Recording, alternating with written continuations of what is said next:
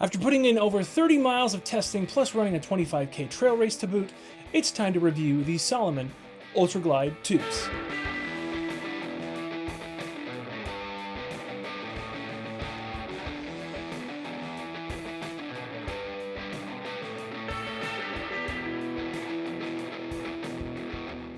Hey guys, my name is Joel. I'm a 2:15 marathoner in pounds, not minutes.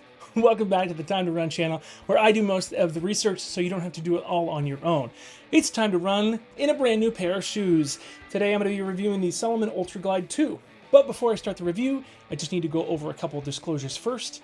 So I purchased these shoes with my own money. These opinions and observations are my own. And no one gets to preview, edit, or provide feedback prior to me posting this video here on YouTube.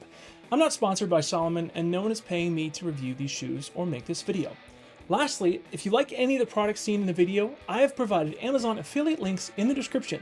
If you don't know what an Amazon affiliate link is, it's a convenient way for you to browse and purchase products I've listed in the video. And in turn, if you both use the link and make a purchase with said link, I receive a small percentage of that sale. And because using the link doesn't add any additional cost to you, you're essentially helping to support me with the purchase you've made. So be sure to check those out below if you see any products you like in the video. Now let's get to the review. To start off, I'll be covering the Ultra Glide 2's specs. I bought these in a men's size 12 regular width for the dimensions. The stack height in the forefoot measures in at 26 millimeters, while the heel is at 32 millimeters, giving us a 6 millimeter drop. The lug or tread depth is 3.5 millimeters. These weighed in at 336 grams or 11.9 ounces for a single shoe, making it a nice lightweight shoe. And one thing to note about the weight, you can expect the shoe to be slightly heavier than the outgoing model. As a point of reference, the men's size, likely a US men's size 9, shown here on the website for version 1 is 260 grams, while this model is 280 grams in a size 9. All right, moving on to the upper, which is made of a very breathable and comfortable textile mesh material, which is then wrapped by an additional synthetic barrier specifically helping above the toes here.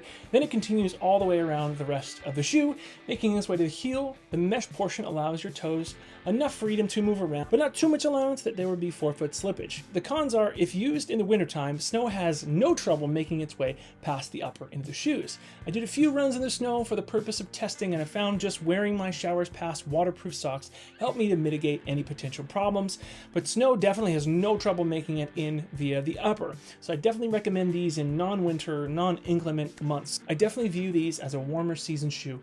Wet and boggy mud, snow, and snow melt just make it more problematic. Let's move on to sizing. As far as the sizing, I had zero issues with these shoes regarding the size and width. For any of my shoes, regardless if they're meant for trails or roads, I always want them to have as little intra-shoe movement as possible. As far as fit, I definitely recommend buying these in your standard shoe size. They initially looked like they were going to be a little too small, but they fit perfectly. And lastly, these feature Salomon's SensiFit tech in order to ensure a precise and secure fit. Leave a question in the comments if you have any further questions as it pertains to the sizing. After being really indecisive regarding the colorway before purchasing, I landed on this colorway. Initially, I was concerned over it getting too dirty too fast, and then I just opted not to care about it anymore. They are trail shoes after all, let them get dirty, and I'm really happy with this pick so far. It's by far my favorite of their available US options. So far, even taking them out on snowy and muddy trails, I think despite their fair weather colorway, they're still showing their original colors well. I really like the colorway, and I do not regret buying it at all. And before I move on to the overlays, if you're finding this video helpful, please consider subscribing to the channel. It is so helpful to let me know how much you appreciate the content I'm putting out by doing so. Thanks so much. Now let's move on to the overlays. We have some nice overlays here that give some extra structure and strength to the shoes. Around the lateral and medial portions of the shoes, we have a synthetic wrap and airbrush coloring in the rear around the collar, with the Salomon logo here, Salomon text, and Ultra Glide text on each side. The details are subtle yet striking the closer you get to the shoe. A very nice look overall. The tongue is also textile with weld tape over the top here in the center line. It's well padded, and thankfully it has a stretchy spandex gusset, helpful in keeping those pesky rocks and debris out of the shoe. The insole or footbed is partially glued down in the toe bed area. Meanwhile, in the heel, you can actually lift up the insole. Therefore, you can remove any rocks or pebbles and sand that do happen to make it into the shoe, but you can't remove the footbed entirely out of the shoe without also removing the glue as well. The lacing system. This lacing system features Salomon's quick lace setup. I really like their system overall. It means that you can not only lace them up quickly, but also you're able to unlace them quickly and slip them on in a pinch, and also make easy readjustments out on the trail. The system is intuitive. I like the design of the mesh lacing garage here provided atop the tongue as well. It's simple, no-nonsense design, really takes something that is normally time-consuming, i.e. retying your laces, and made it a quick and easy solution. I did notice in muddier conditions there is a chance for the laces to get jammed up from mud and tiny rocks. I'm not sure if this is normal for anyone else, but it seemed like it just needed to dislodge the debris in the fasteners by cinching up and loosening the laces a few times in quick succession. Then the problem was solved. So let's move on to the midsole. So my favorite part of these shoes comes down to their maximal cushioning. With 32 millimeters at its tallest, this definitely fits the bill for those wanting a max cushion shoe out on the trail. An even more comfortable ride than the Nike Zigama Trail, and admittedly more comfortable than the Ultra Lone Peak. And this isn't even Salomon's plushest shoe. If you want to go even more cushioned, check out the Glide Max Trail. That shoe has in the forefoot what this shoe has in the heel. It goes up to a whopping 38 millimeters in that heel. Now, on the original Ultra Glide, last year's model, they called their foam Energy Surge Foam. However, in this model, I can't find that phrasing anywhere. Looks like they just simplified the verbiage down to Energy Foam. Regardless, their midsole makes any miles in these shoes so enjoyable. During my 25K, I had no complaints regarding the cushioning. These provide such great cushioning, especially for Clydesdale runners like myself, while still giving you enough firmness in the midsole that doesn't feel like you're sinking or bottoming it out. I can certainly see why these are a fan favorite for any trail race distance. So let's cover the outsole. While the outgoing model sported 4mm lugs, Salomon actually shaved off a 0.5 millimeter on this update, bringing the lugs to 3.5mm in the outsole. Enough to make this a road to trail shoe as well as a mixed use shoe as well. With some caveats, first off I have to say it's highly durable and much more capable of handling road sections to and from the trail and any sections in between. The lugs are grippy on multiple types of terrain and packed dirt, wet sand, rocky, or rooted single track. Where I do not recommend these shoes is going to be for pretty much anything with those things that you would consider loose terrain. Gravel, sand, that sort of thing. And unfortunately, another con for this outsole is that they're pretty much useless in the snow. When I got onto steeper inclines, I was slipping around quite a bit. It became really challenging to run in a straight line on the sides of hills or ascending or descending, unless I was running on mostly flat or winter trails. I personally need deeper lugs that are closer to 5mm in order to actually tackle snowy conditions.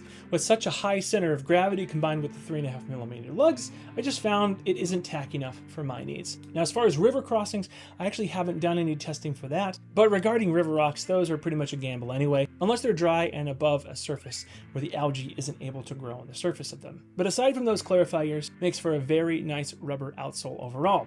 The durability of this rubber is up there with other notable shoes from what I can tell thus far. And at this point at 30 miles, usually I'm already seeing signs of wear on other outsoles, particularly along the lateral portion of the shoe here. But these shoes are barely showing any, which is a very positive sign for miles to come. I fully expected to see these lug portions shaved away, carving away at a new angle. This is yet to happen. Therefore, even though the outsole is forgiving, it appears it can definitely handle any abrasion on the trail with outstanding durability. And let's talk about the rocker geometry. You can tell visually from the photos in this view here, it has a rounded or convex geometry to the outsole. This ensures an effortless roll-through transition compared to those with flatter outsoles. So if you're a heel striker, this really will go to bat for you. Although it doesn't really affect me since I really only use the forefoot, I'm still able to take advantage of it here in the middle to the upfront section as well. So how did it feel like running in these shoes? The first run I did was a leisurely 8 miles in the snow on flatter trails. It was unseasonably warm that day, so the snow was starting to melt, which turned a lot of the forest floor into a slush and puddle mess. They demonstrated a lot of comfort and responsiveness. I was really enjoying the bouncier ride than that of some more aggressive and higher traction zero drop counterparts. At the end of the run, I noticed how much my legs didn't feel beat up as well. The cushioning in these is definitely one of the reasons why I enjoy the shoe the most. It's such a standout feature.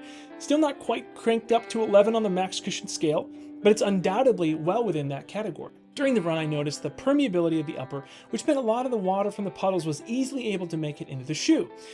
The draining performance could be improved, but they did fine overall. I just had to put them over an HVAC vent to ensure they dried out in a timely manner. It speaks to how well it breathes, and it will be perfect for those long summer trail runs when breathability is a must.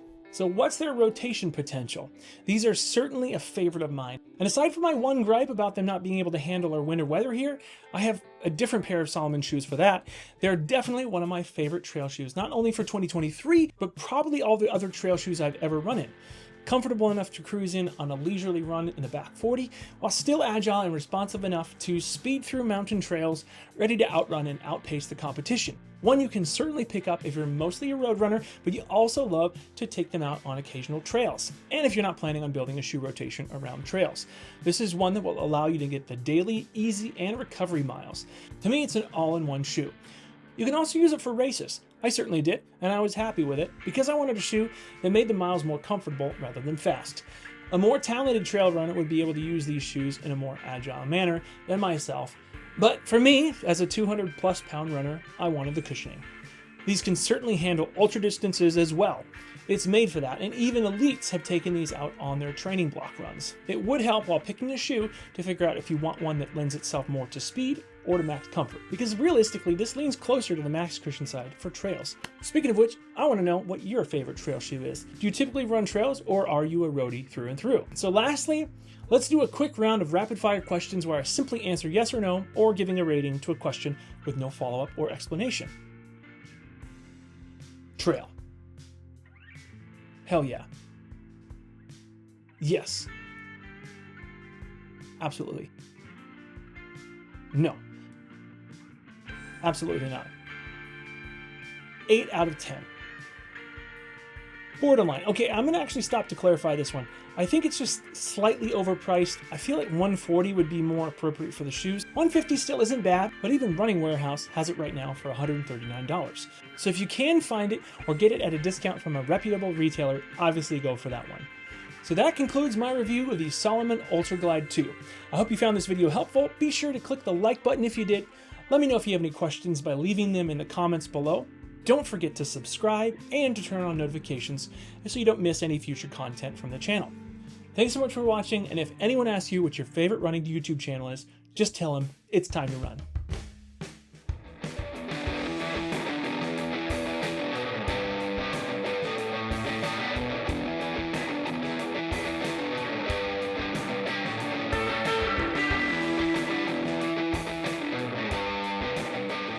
And this isn't even Salomon's plushest shoe. And this isn't even Salomon's plushest.